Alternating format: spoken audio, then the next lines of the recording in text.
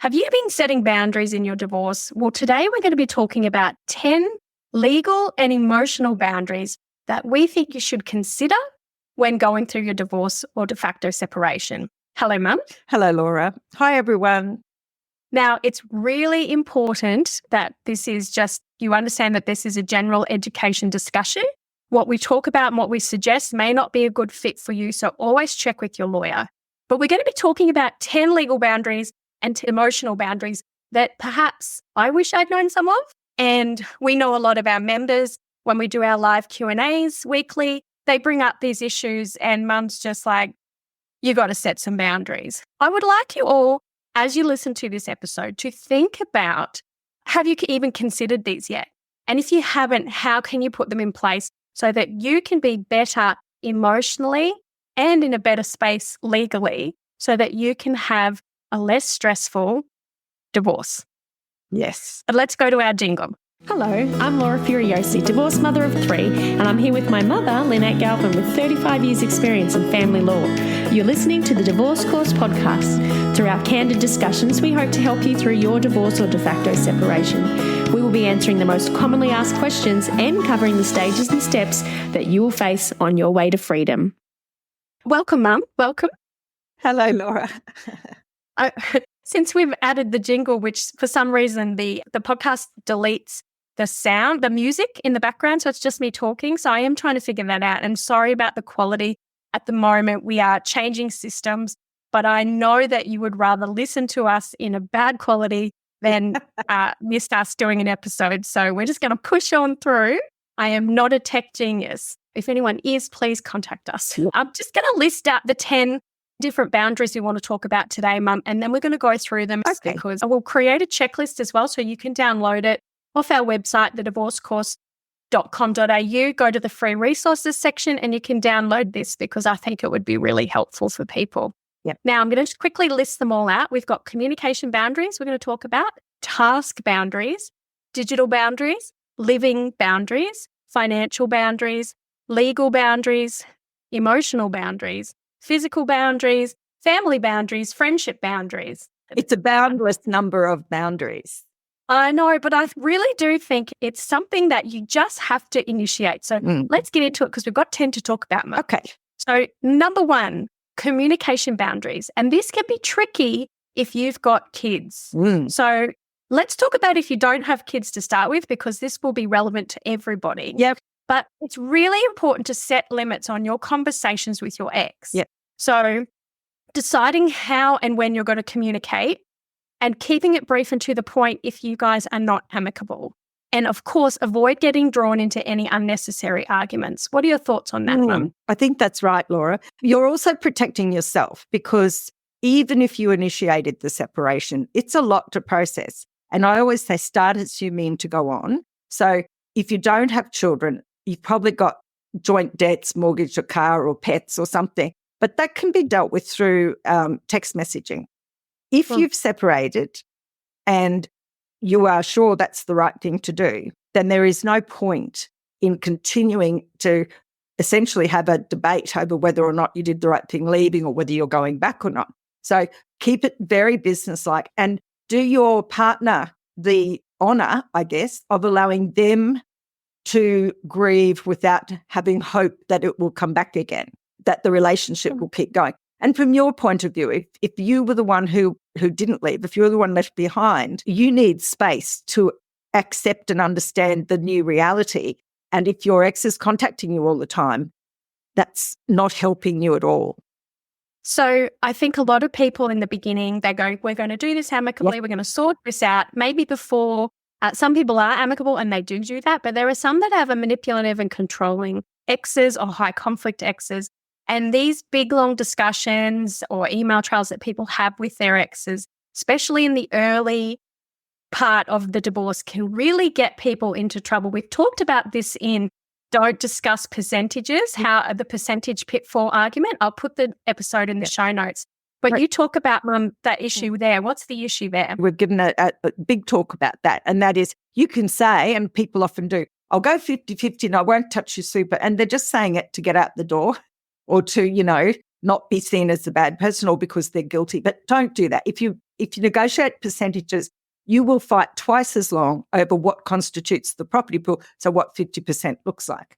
But Rose, the other thing with communication I wanted to say is no matter how the marriage ended, there needs to be a different way of living before and after. So, you really do need to sort of think about that right from the beginning. Don't give anyone false hopes. Don't confuse the other person and protect your space.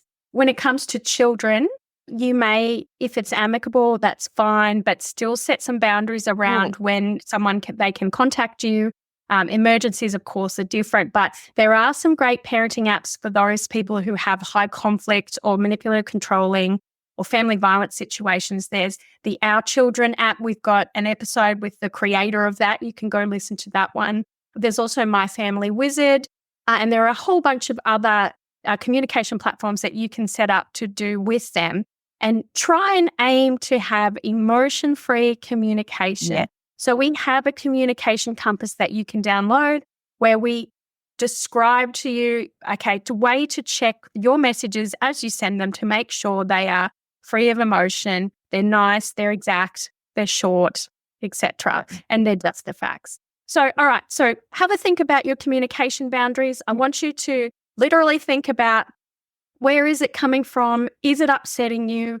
Could it in the future? So you need to start as you mean to go on. Mum wants to embroider that on everybody's cushion, but everybody's new divorce life. But start as you mean to go on. If you do not want your ex to be messaging you every 5 milliseconds, then you need to put some boundaries in place respectfully. And if they respect you, they will do that. Now, Mum, the next one is a little mini one, but I'm putting it in here because it's important. Right. And I think a lot of people who perhaps are the primary carer are the ones that get stuck with this. And this is task boundaries. I think managing the day-to-day running of the household, and this could be financial or children or cleaning or whatever, the day-to-day running of the house and your life, all the things, all the chores, some people just keep doing that. They keep taking all those responsibilities on, even after they've separated, even though, like, I heard of a lady who would drive to her ex's house, clean the house, cook the dinner, and then leave before he got home for him and the kids. I feel like there's some task boundaries that need to be put in place for everybody. Yeah, I agree with you, Laura. I mean, you've got your side of life to deal with. They've got their side of life to deal with. Don't let them have you dancing on a string like a puppet, And if you don't free yourself from that, they may have moved on emotionally, but if you don't free yourself from that, you've enslaved your future self or your new self back into the same dynamic you were in. And one of the things about separation, when everything's horrible and everything's just like the apocalyptic and you don't know what's going to happen, the little glimmers of joy, and I've been there, that you can get are the joy of doing things your own way, enjoying your freedom and a different way of living. Yeah. And I think it's important to note that this goes both ways. If you've been the one that never paid the bills, never looked at insurance, didn't have any understanding of all of that, it's time for you to take on that responsibility. And for those who weren't hands-on with the kids, if you're going to be sharing custody of the children, it's time for them to take on some of that responsibility. So it's a very hard transition, but I want you to stop and think right now, what are you doing on the day-to-day? What tasks, what's on your to-do list? What chores do you do without even thinking? Because you have done it without thinking for so long. Stop yourself and think, should I be doing this, or is it really their responsibility now? So it might take some time and some diplomatic discussions to remind them, okay, this is now your job. Yeah. You need to do this for yourself. You need to take the bin out. I'm no longer there. All those kind of little things, you're just kind of going to have to extract yourself from it and do the new tasks that you haven't. Now, number 3 is digital boundaries. Now, this is a big one. Mum, I don't think you completely get the scope of digital boundaries because you didn't have it at that time. I thank God I didn't have it. Yeah. And look, we're going to talk about social media and we're going to talk about emails and iCloud. But social media, for some people, they put, I went for a walk today. I got a cup of coffee. So they want to just say, we're getting divorced, or such and such did this to me, or look at this. So some people feel like they need to put that stuff on social media. Yeah. What do you say to those people who want to do that or feel the need to? Don't. Why? Don't do it unless you're prepared for that to come up against you later on. Legally, Mum. Legally, it's why? legally, if it gets attached to an affidavit and put in front of the court, it could do badly for you. It could mean that you are identifying kids or families in the court because everyone knows who you are. So they know that the children are subject to proceedings, and therefore you're going to court asking for a legal decision, and that is a strict breach of the Family Law Rules and Family Law Act that says you must not broadcast or disseminate anyway something that would identify a person who's in family court proceedings, particularly kids. Okay. So that's a legal boundary you need to set.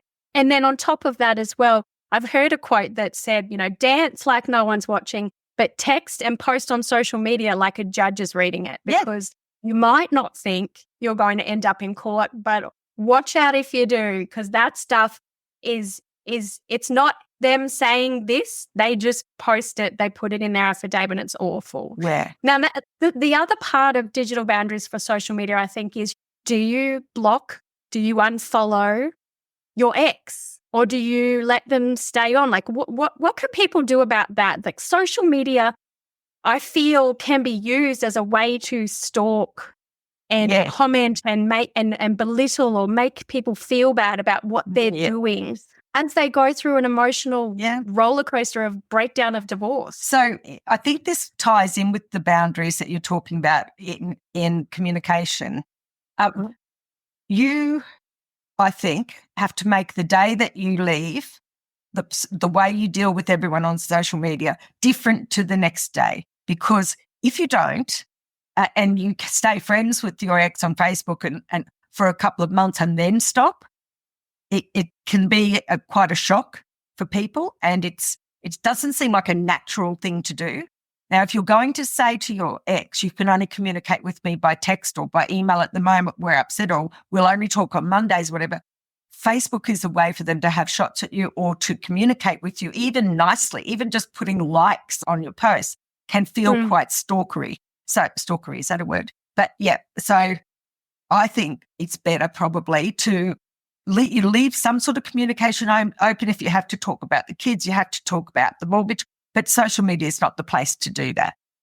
And if you feel like your ex has access to your social media, they're reading your Facebook messages, they're reading your Instagram DMs, that is a breach of your privacy, and that can be considered family violence. So you can go and speak to the police if you feel like that is a big issue. You can ring 1-800-RESPECT as well. I've heard that. And then, oh, sorry, darling.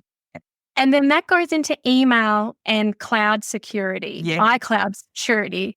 So how many people, Mum, have we heard where the ex has been reading their emails? Yeah. They have the password. They've been reading their emails. They've been reading or deleting them. Yeah, deleting them or reading the ones from their lawyers or deleting. So if their lawyer writes a letter to your lawyer and your lawyer sends it to you, and they know how to get in and delete it, then you're really on the back foot. So I think you do need to protect yourself vigorously from that sort of stuff and limit to one form of communication only with them.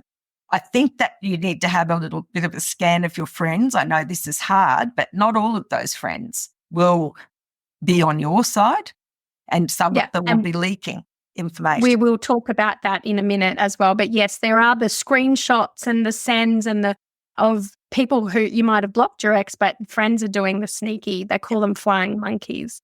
So really what we suggest every time to our members is set up a new account, a new email address.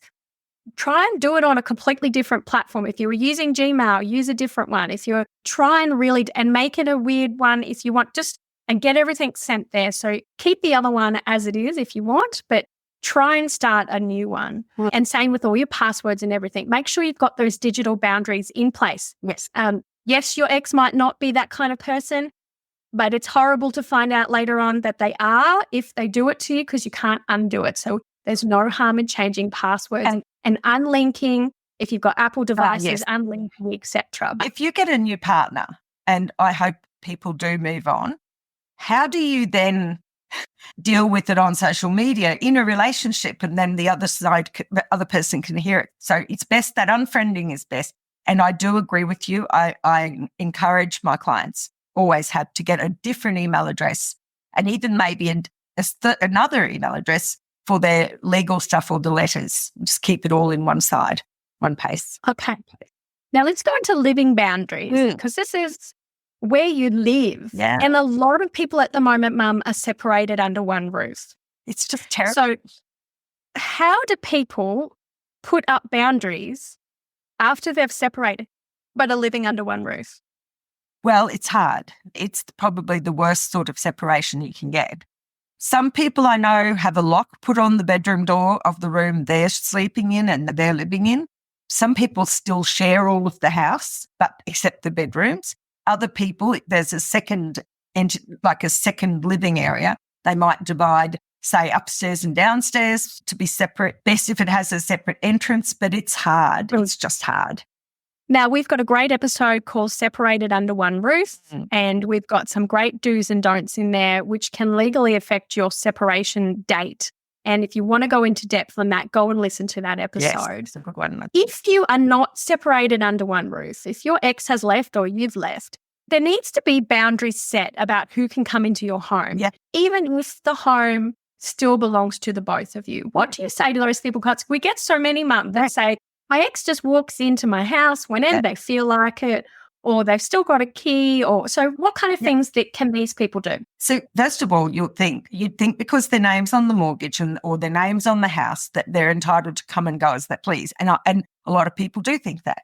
And sometimes the police think that, which is quite wrong. If they've gone, you've separated and they've gone, then you have a right to privacy, and them turning up all the time is an invasion of privacy. And now that coercive control is a crime in some states, if you say, this is my living space, I do not want you coming into the house, and they continue to do it, it's either a crime or it could constitute family violence. So one of the things that you can do is write to them and say, look, this is my house now. Do not come back in. You can change the locks if you can afford to do it. Otherwise, put bolts on all of the doors except one and then change the lock on that one. Remember the garage as well. But yeah, you need to be able to have your space, because one day there'll be a letter or communication to your ex that they don't like, and you are going to go home and be panicking about whether they're going to turn up, or it might even end up being scared to send it because they know where you are. And safety, Rosie, is the So we've got some episodes that might be helpful for anybody in this situation where their ex is coming and going. We've got what about their stuff? And we've got many situations where the ex has left their stuff in the house and they just come and go and collect as they please. We've done a whole episode on that and what you can do about that. That would be a great episode if you have not yet done that boundary.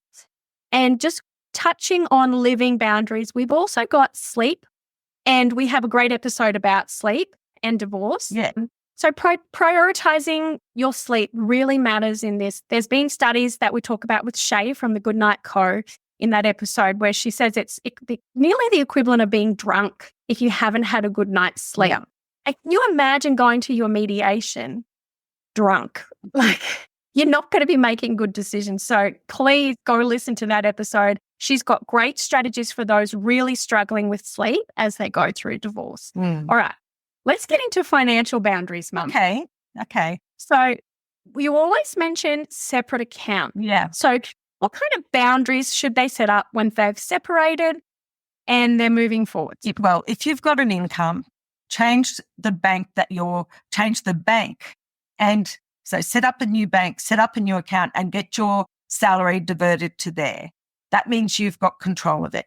If you then pay some of it for the joint mortgages or whatever, that's fine, but you don't have your money completely visible to the other side and liable to be like frozen if the account gets frozen and you've got no money. So set that up. And again, as soon as you can, it's in our step to step, isn't it, Laura? As soon as you can, because it sends a message.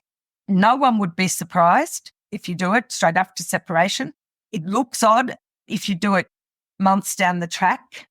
Well, And we talked about in an episode just last week, income, expenses and wages. And things after separation are dealt with differently as they are when they were in the marriage, when looking at property settlement. And if you don't create these separate accounts and start to really separate your wages and everything moving forward, it is a giant mess and very hard to unpick.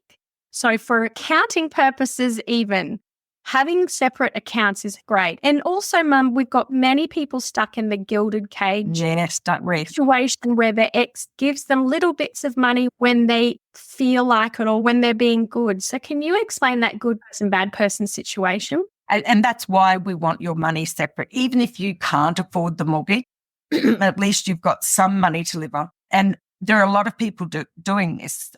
We now recognise it as coercive control.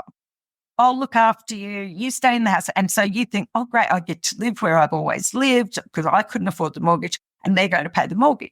But then what they do is they pay it a little bit late or not at all, and they keep you guessing. And you will find yourself lying in bed awake wondering if the money's going to come in tomorrow or if you're going to have sausages for tea again or if the bank's going to ring. So, yes, so good girl, bad girl puts your financial health in the hands of another person.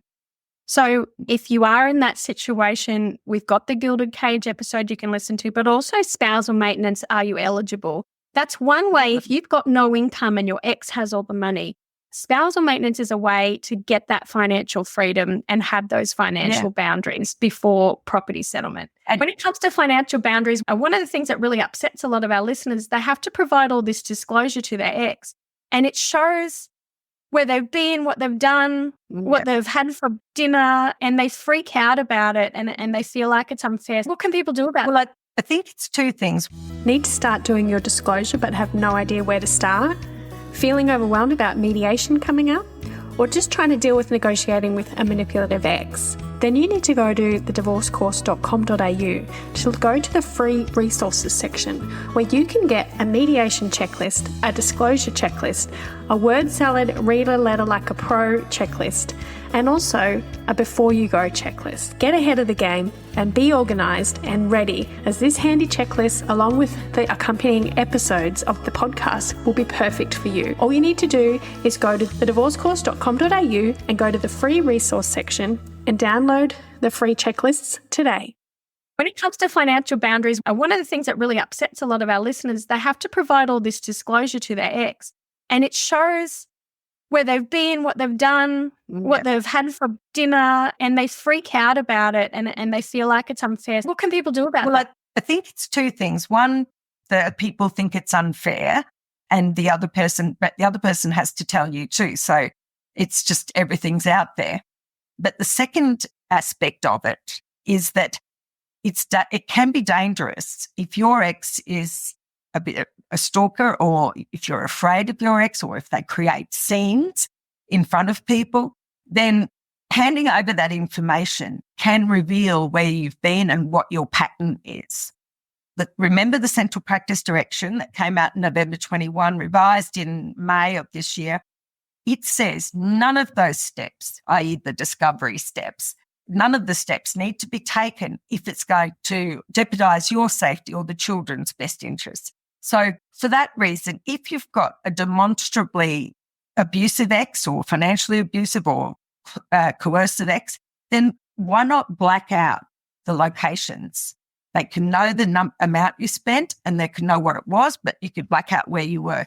If you need to for your safety, you can do that. And if you do want to learn more about disclosure, we've got great episodes on disclosure. I will put them in the show notes. Now, Mum, the next question about financial boundaries, and I think this is important to put in, and I don't think you understood it when I was mentioning it to start with, but it's child support boundaries. I mean, boundaries as in, if someone is giving you child support money to spend for the children, I hear so many people being told that they have to show their ex what they spent the money on, and that's not the case. Oh, that's shocking. Think of it this way. The child support is not paid to the children or even technically for the children. The aim of child support, or what used to be child maintenance, is that the person who's caring for the children has enough money to do. So that will be like if you've got kids, the lights on, so the electricity bill's much higher because you've got kids. You've got to pay the mortgage, and some of that's attributable to the kids. You might have to have a bigger house. You can't get a motorbike, or I always say that you can't get a motorbike and live in a 1-bedroom apartment if you've got the children. Okay. Yeah. So this money really goes into what I like to think of as your consolidated revenue. And then from that, plus your money, the children's needs are met. But it is an abusive process for them to insist that every cent that you get is spent on the kids. And I'm so tired of hearing people going, I'm happy to pay child support, but I want it in a trust account for the kids. No, you don't. You're not getting that. And no judge would contemplate that. So it belongs to you. And then the flip side of that is I hear some of our members say, well, we've got a private agreement. My ex gives me child support, like privately. We don't go through the child support. And sometimes those people, it's that same good person, bad person situation where, I don't know, maybe one week they've now got a new partner and the ex is like, well, I'm not giving you child support this week. Or they didn't let them have an extra day on the weekend. That's right. Yeah. So if you are finding that you've got a private agreement, they're giving you child support, they're supporting you in an unformal way. In a lumpy way.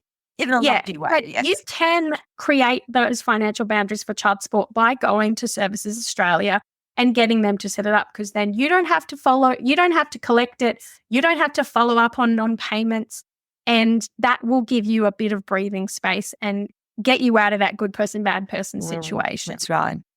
Now, legal boundaries, Mum. Yep. There are a few things that people write in about. One of them is getting pressured. The pressure they get from their ex or their own lawyer or their ex's lawyer to sign some sort of agreement without proper legal consultation. So many people have it on the hood of a car because I just wanted it done. Yep. And now I've seen a lawyer and I know what I was entitled to and I feel terrible. So what can people do to create those legal boundaries to avoid pressure? I think a good thing to do is to create some delaying mechanisms. So you don't say no, but you say not now. And you say why and ask for some time to consider those things. So that comes from even if your lawyer is pressing you. Now, the only time that doesn't apply, and this is legal education only, but by golly, if you've got court orders and they say you must file a document by this date and your lawyer is going, come in, sign it, you better do it. You'd better sign it on that date. And even if your lawyer doesn't, and you know there's a deadline, don't be fobbed off by your lawyer. Be very clear that your role in a legal case, you are the person paying, you are the person giving instructions. Their role, a lawyer is an officer of the court, and their role is to help you present your case to court. Now, you'd be an idiot not to listen to your lawyer's advice, but don't let them railroad you. So you can almost always go, look, maybe, but not now. I just want to get it looked at, or I just want to think about it. So don't be pressured that way. And the other person, your ex, I've seen some terrible situations, Laura, where people want to go overseas or there's been a funeral and they want to go interstate and the other person goes, you can only do it if you sign this agreement about everything else. So be careful. Yes. And Mum, you touched on the other part of legal boundaries, which is those legal deadlines. Like you said, stay on top of the deadlines. Even if you've got lawyers, know when things are due, know when things have to happen. But also, when it comes to those deadlines, don't let your ex pressure you into it. If it's a deadline made up by your ex, I want to hear by you by the end of this day at 5 p.m. And if I don't, I'll be very cross. You go, okay, great, thanks. But you don't have to follow your ex's deadlines. You do need to follow court deadlines. That's right. And so often a form of control is that, Laura, they'll send it at 12, demand an answer by 5. And on a Friday, usually. Can't see a lawyer, you can't get to That's your lawyer. That's right, and it's designed to stress you out. Or over the Christmas break, it's designed to stress you out. So you do have a buffer, and the courts aren't unreasonable if you've been served with things. But don't let the smart aleck on the other side tell you've got 7 days. Where is that written? And if you aren't sure that whether their request would be regarded as reasonable, then just write back and say, I can't do it in that time, but I'll get to it next week, and give them another date. And then Now, remembering this is legal education, it's not legal advice. You must always see a lawyer. Every situation is different. We don't know what kind of situation you could be in. But keep that in mind, that those deadlines, you need to set up some boundaries for yourself for those. Yeah. Now, Mum, the next one is emotional boundaries. Yes. And the whole point of discussing this to start with is I'm very aware that emotionally, everyone is in turmoil, whether you are the one who left or not. And there is a tendency for people who are going through divorce to let it consume them. And in the early stages, that's probably normal because your world is turned upside down. But you don't let it just does. You need to find some time to still have some joy, some happiness, some love, and take a break from it. And Raz, I think that is probably the point of all of the boundaries we've talked about so far, is protecting your peace and giving you time so that you can emotionally process things. If you are getting texts from your ex and letters from their lawyer and your family ringing, turning up at the house and the bank ringing and all of that, one thing after another, you're punch drunk. You really can't process what you need to process. So not everyone can afford to go to a spa. Not everyone can afford to go and get a facial or hydro baths or whatever it is. But you can afford to just sit with yourself, make a pretty corner of the room, give the kids their iPads or whatever's, and just sit. Read a book. Think. Do some drawing. Yeah, meditate, whatever your thing is. Yeah. Yeah, I think it is a habit that people can get caught up in, and particularly on social media. And we didn't talk about this in the digital boundaries, but you may find that on Pinterest or on Instagram or TikTok, you might start to get all these divorce, breakup, narcissist things. Your algorithm will slowly change. If you're getting married, you get all this marriage stuff, all these ads for stuff. But if you're going through this, it picks up on it somehow. I don't know, the magic of the algorithm. Mindful of that. Find a way to correct it or get yourself away from it, because you can go into a spiral. And limit the views and videos you watch about divorce. Keep watching us, but limit the stuff you watch, and also limit the amount of time you talk about it. Yes. And we're going to talk about that with friendships and family as well. But you just need to be mindful that it doesn't completely consume you, which is such a ridiculous thing to say if you're going through court, or if you're literally worried about where you're going to live next week, or if you're worried you're never going to see your kids again. So there's so many things. But if you can at least batten down the hatches a little bit and give your brain a mental break, it'll be thankful, and your heart will be thankful. So jump from emotional, Mum. We've got 3 more to go. Okay. And we're feeding through them. Physical boundaries. So these kind of ones are custody handover. So when you're doing handovers, if you don't have any set rules or like a set way of doing things, handovers can become handover hell. And you can go listen to our episode called Handover Hell. But, Mum, is it important for people to kind of have a set routine and some boundaries in place when it comes to handovers? Absolutely. The kids need routine. They've got everything falling in place. So they need it to be kind of just a regular thing, that they just go from one place to the other without worrying about mum or worrying about dad. They just drift over. But if you have an argument at the time of changeover, I think that's where a lot of kids are very hurt and get very sad and unwilling to, maybe not unwilling to go to the other person, but unwilling to go through the changeover again. And then, of course, they have to do it again when they hand back. So you've got to have those routines. A practical, business-like way of doing it that you can, if you can't talk civilly to your ex, then find a way where it doesn't look too odd. And it's not by accident that a court will order particular ways to have a handover. It's not by accident that consent orders have a way to do handover.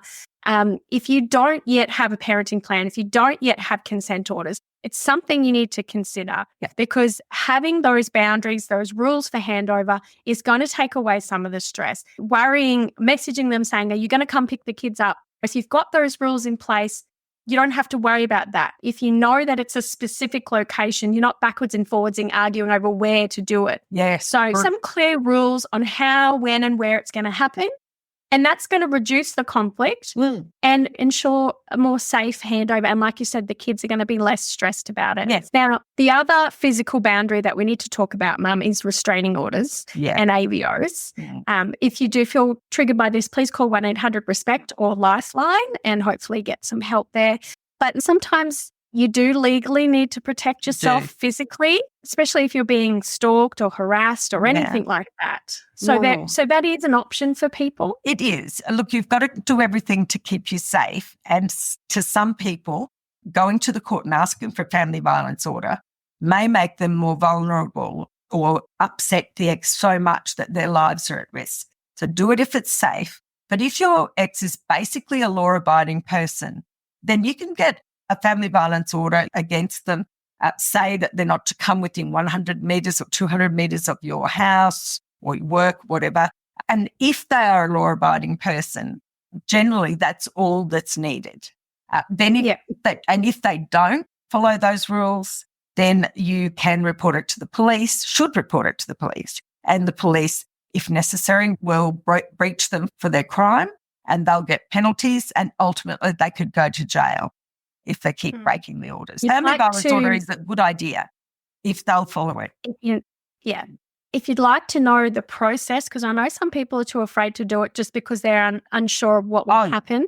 We've spoken to Police Inspector Dwyer and you can go listen to that episode and she takes us through the step-by-step process of reporting family violence in Queensland, but it's similar in most states. Similar. So, Mum, let's get on to family boundaries. So parental boundaries, we're talking about the parents of the other side, the in-laws. The in-laws, It's important to try and limit their family involvement in your divorce. Yes. Because it's your divorce, it's not their divorce. So you need to set expectations for any of your family members about what they can and can't discuss. Yep. And protect your kids from being caught in the middle. And you do not want the grandparents saying stuff to your kids. You don't want your in-laws ringing you up trying to convince you stuff. So set some boundaries. And like Mum says, start as you mean to go on. Yeah.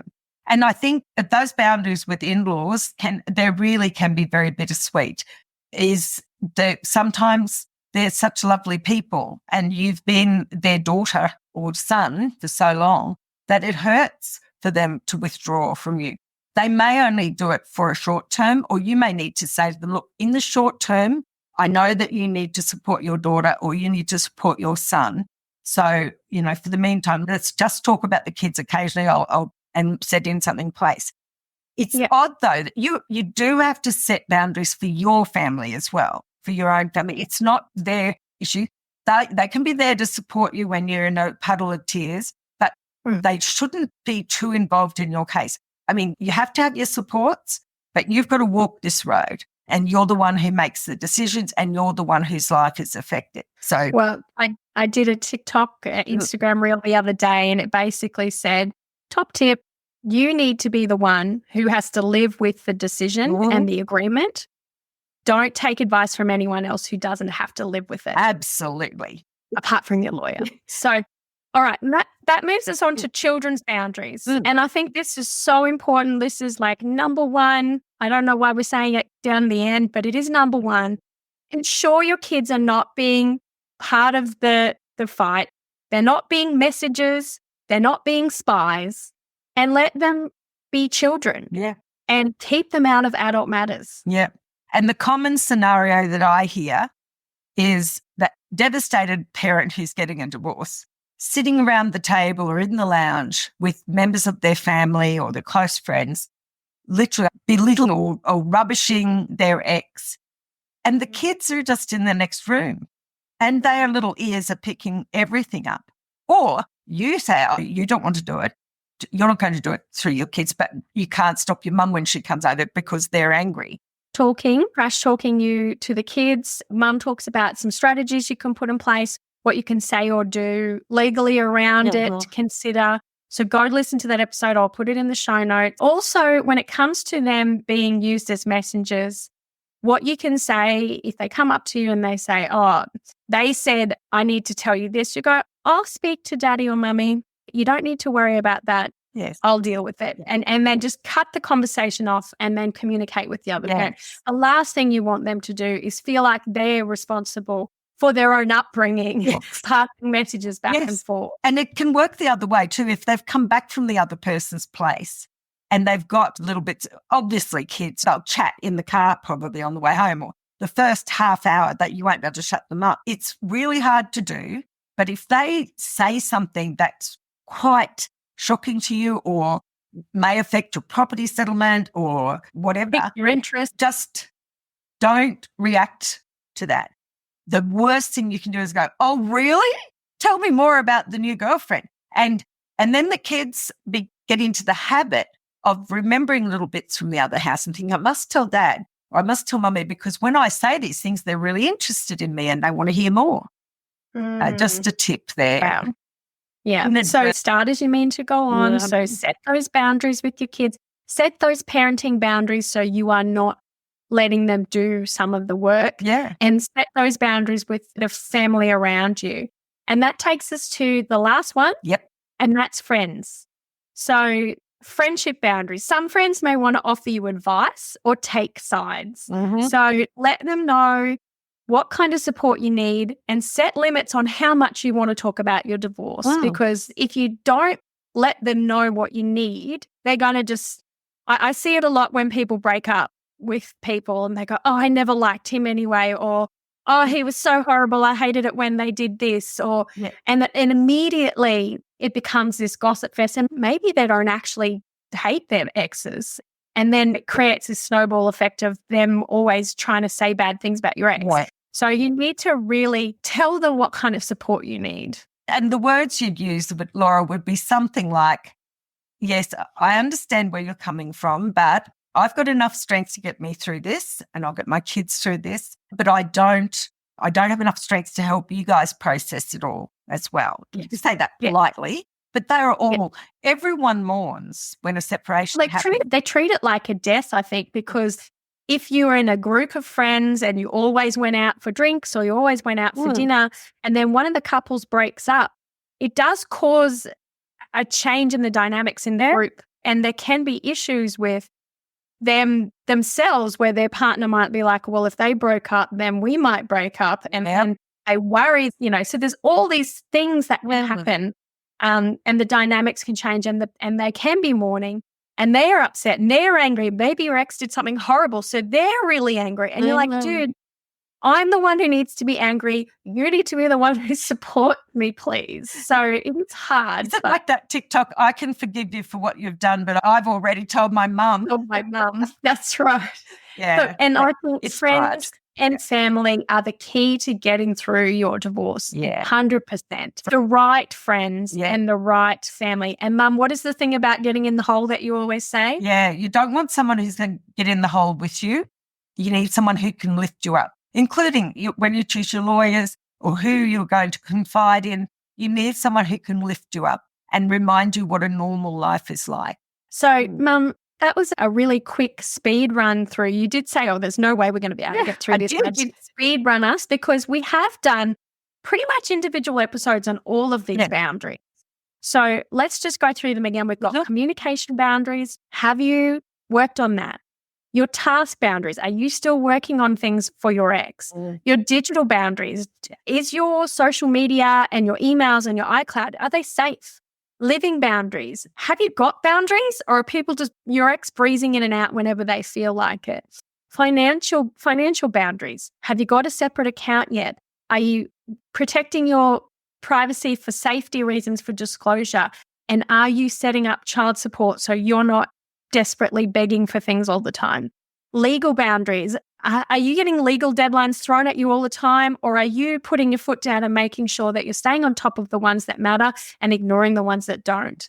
And avoiding pressure. Are you making sure that you're not being pressured into everything and then going to regret it later? Emotional boundaries. Are you protecting your health? Are you protecting your mental health? Are you managing your emotions? Are you limiting your conversations about divorce, or are you getting down a rabbit hole where you're talking about it nonstop? Physical boundaries. Have you got rules in place for custody so it doesn't become a debacle every time? Have you got the potential need for a protection order? Have you considered that? Family boundaries. Have you sat down with your family and explained your boundaries for when or when not you want them involved? Children's boundaries. Are you making sure that there is a clear line between what's going on in your divorce and what's going on in your children's lives so that they are not involved? And friendship boundaries. Have you told your friends what you need from them, what kind of support you need? And have you told them if they're doing something that you don't need and if you need it to stop? So those questions I want you really to think about. And if one has stuck out in your mind today, maybe do yourself a favor and go and put some boundaries in place so that you can have a better journey in your divorce. Yep. Yeah. That's a great summary, Laura. Thank you, Mum, for your time today. I'm sure we'll get more back into a legalish kind of episode next week. Yeah. But thank you, everyone. Send us a message or comment below and let us know, what boundaries do you need to work on, or have we missed one? Because that would be good to know as well. Yeah. Thank you so much, Mum, for your time, and we'll see you next week, everyone. Bye, Laura. Bye, everyone. Bye. If you found this podcast helpful, we'd love it if you could rate, review and subscribe. By doing so, you are spreading the word to help someone else just like you. Lynn would like to remind you that this podcast is general advice only, and you should always get legal advice in relation to your particular situation. And remember that the Australian laws may have changed since recording.